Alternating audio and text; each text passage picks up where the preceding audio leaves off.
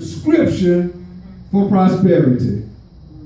Proverbs 22:4 says this: by humility and the fear of the Lord are riches and honor and life.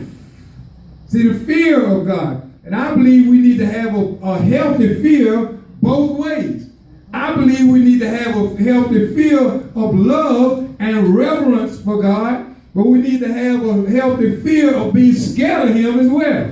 Amen. We're all not scared of God anymore. Amen. We're not afraid of Him anymore. We need to have a healthy regard for who He is. See, our daily decisions we make determine our quality of life. And what I'm talking about is this: do you start out your day with prayer? Are you asking God for His guidance, His protection, and to give you the strength to do His will? You know, we wake up in the morning, we're running late, we hop in the car, we ride down the road, now realizing that Satan trying to kill, steal, and destroy. You better start out with prayer. Amen. Amen. Amen. Start out with covering the blessings of God. Start out your day with the quality of life that God would have for you.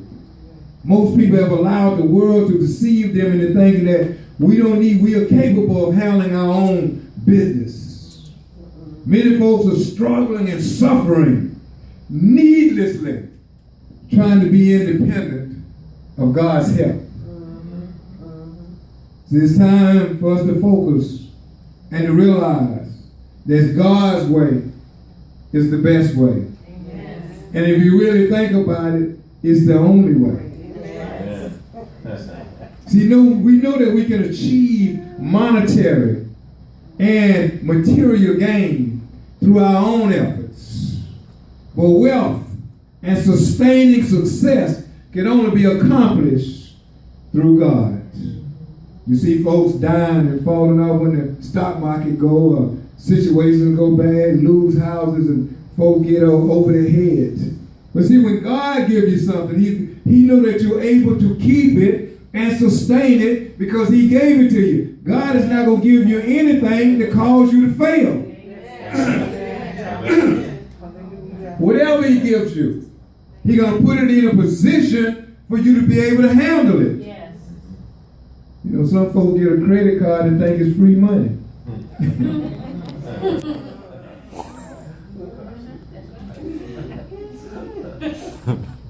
Forget that bill come around every month. You know, when I talk about payday loan companies and things of that nature, too often we get caught in a trap. Yes.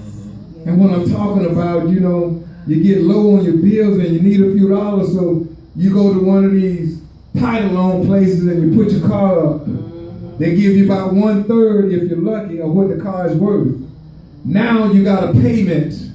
You pay off the bills this month, but now you've added another payment for next month. The key is, where did the extra money come from the next month when you added that bill? It just keeps putting you in a stranglehold. That's not the way God operates. Deuteronomy 8:18 says this: but you shall remember the Lord your God, for it is He that giveth you power to get wealth. Yes. He gives you the power. See, God's power gives us the strength